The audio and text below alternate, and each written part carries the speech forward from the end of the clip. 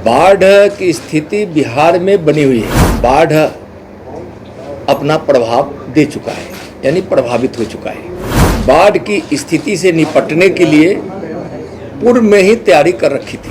माननीय मुख्यमंत्री नीतीश कुमार जी ने अपने अधिकारियों की सारी छुट्टियों को रद्द किए, रिजर्व में रखा गया है और 11 टीमें अभी बाढ़ प्रभावित क्षेत्रों में भेज दी गई, क्योंकि कोसी में और गंडक में अभी बाढ़ के खतरे को ज्यादा बताया गया है। नमस्कार, मैं स्वीटी और आप देख रहे हैं NBC 24। बिहार में बाढ़ के हालात को देखते हुए केंद्रीय गृह राज्य मंत्री नित्यानंद राय ने बड़ी बैठक बुलाई है। उन्होंने कहा कि नीतीश सरकार यानी कि बिहार सरकार काफी तत्परता के साथ लगातार स्थिति पर नजर बनाए रखी हुई है और अगर जरूरत पड़ेगी तो एयरलिफ्टिंग भी हो सकती है। उन्होंने कहा कि जहां जहां भी बाढ़ की स्थिति उत्पन्न हो चुकी है वहां 11 NDRF की टीम भी मौजूद है, जिसमें 8 NDRF टीम को रिजर्व रखा गया है। आपको बता दें कि लगातार बिहार में बाढ़ का जो स्थिति है वो पनप गया है और ऐसे में बाढ़ के सभी इलाकों में जो है 11 NDRF टीम को भी तैनात कर दिया गया है। बिहार सरकार काफी तत्परता के साथ जो है पैनी नजर बनाए रखी हुई है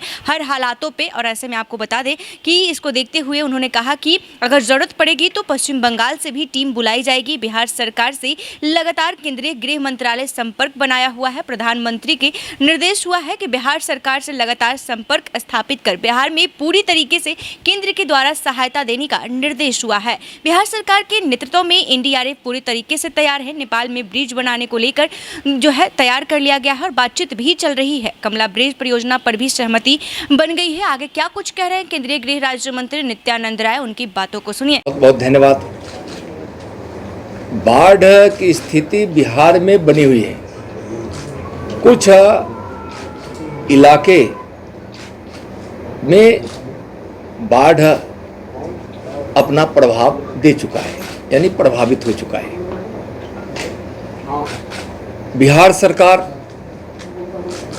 बहुत तत्परता के साथ बाढ़ की स्थिति से निपटने के लिए पूर्व में ही तैयारी कर रखी थी।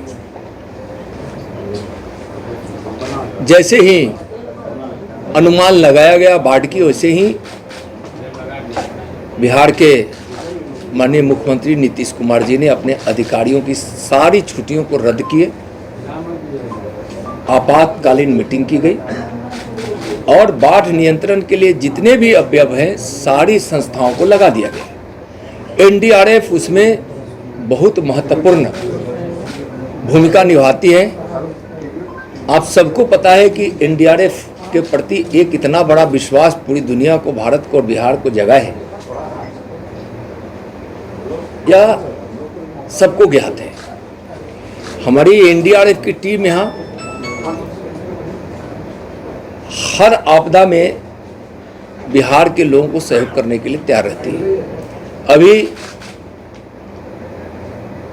8 टीम को रिजर्व में रखा गया है और 11 टीमें अभी बाढ़ प्रभावित क्षेत्रों में भेज दी गई और 11 टीमें विभिन्न स्थानों पे हैं। जैसे आप चंपारण के क्षेत्र में हैं, पूर्वी बिहार में है। पूर्वी बिहार मतलब कि उत्तर बिहार का जो पूर्वी हिस्सा है, क्योंकि कोसी में और गंडक में अभी बाढ़ के खतरे को ज़्यादा बताया गया है, तो गंडक प्रभावित क्षेत्रों में और कोसी प्रभावित क्षेत्रों में भी भेजा गया है। बिहार में NDRF का हेडक्वार्टर जो क्षेत्रीय बिहार और झारखंड का आपको पता है बीटा में है। एक अपना केंद्र बाजार समिति जहाँ पहले हुआ करता था दीदारगंज, वहाँ है और एक अपना सेंटर सुपौल को भी बनाया गया है चकी है। अब 11 टीमें लगाई गई हैं और 8 टीमें रिजर्व हैं। जो 3 टीमें हेडक्वार्टर में भी है, 2 टीमें झारखंड में भी रखी गई है और 3 टीम को अलर्ट करके रखा गया है बनारसी में। इसके साथ साथ अगर जरूरत पड़ गया बिहार को बाढ़ से निपटने के लिए, लोगों के सहयोग के लिए, तो फिर पुरी से भी, भुवनेश्वर से और पश्चिम बंगाल से भी हम एयरलिफ्ट करके हम यहाँ लाने की पूरी तैयारी कर रहे हैं। बिहार सरकार कि कई बैठकें एनडीआरएफ के साथ हुई है, हमारी भी बात सरकार से हुई है। और केंद्र सरकार, चूँकि आपदा को बड़ी विपत्ति के रूप में हमारे प्रधानमंत्री जी देखते हैं और गृह मंत्री जी भी लगातार बिहार के बाढ़ की स्थिति पर निगरानी बनाए हुए हैं, उनका भी निर्देश है सरकार से लगातार बात करके जो भी सहायता पहुंचाया जाए, पहुंचाने में कहीं कोई कमी नहीं रहे। मैं स्पष्ट रूप से यह कहना चाहता हूं कि एनडीआरएफ हर परिस्थिति में बिहार में बाढ़ से प्रभावित लोगों को सहयोग के लिए, रेस्क्यू करने के लिए, यहाँ तक कि जब हमारी एक टीम जाती है तो उनके साथ मेडिकल के भी कोई ना कोई हमारे एक्सपर्ट रहते हैं। वहाँ उनके साथ बहुत सारे इक्विपमेंट्स ऐसे जाते हैं कि रेस्क्यू करने से लेके कहीं अगर किसी को ज़रूरत पड़ जाए तो उस समय हम उनको थोड़ी बहुत मेडिकल प्राथमिक सहायता भी कर सकें। पूरी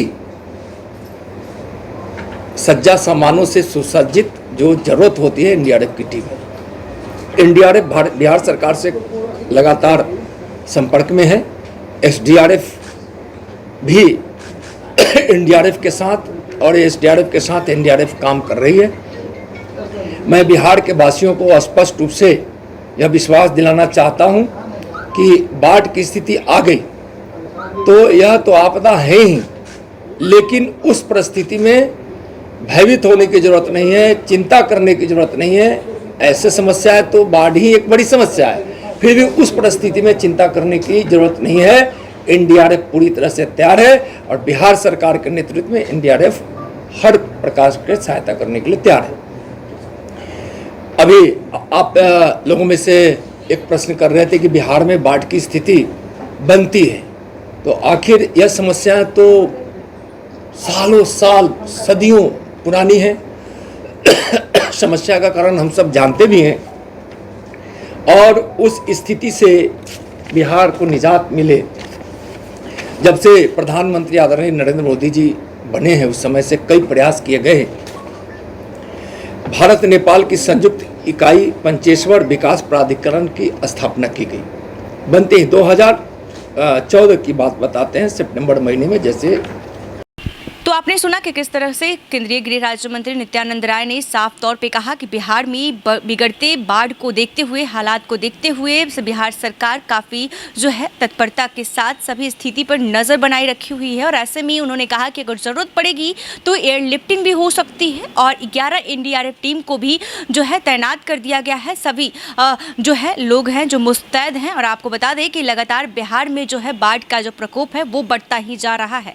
ऐसे में आपको बताते चले कि केंद्रीय गृह राज्य मंत्री ने साफ तौर पे ये भी कह दिया है कि जो है 8 एनडीआरएफ की टीम जो है उसे रिजर्व कर दिया गया है और ऐसे में हालात पे जल्द ही काबू पा लिया जाएगा। ऐसे ही तमाम खबरों के लिए देखते रहें NBC 24। धन्यवाद।